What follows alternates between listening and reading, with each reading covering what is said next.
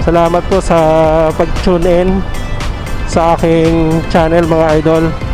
Papasalamat po ako sa inyo. At mayroon pang naniniwala sa ating kakayanan na magiging kasangkapan ng pagiging vlogger. Yun, nagsisimula pa lang tayo sa pagbablog mga idol.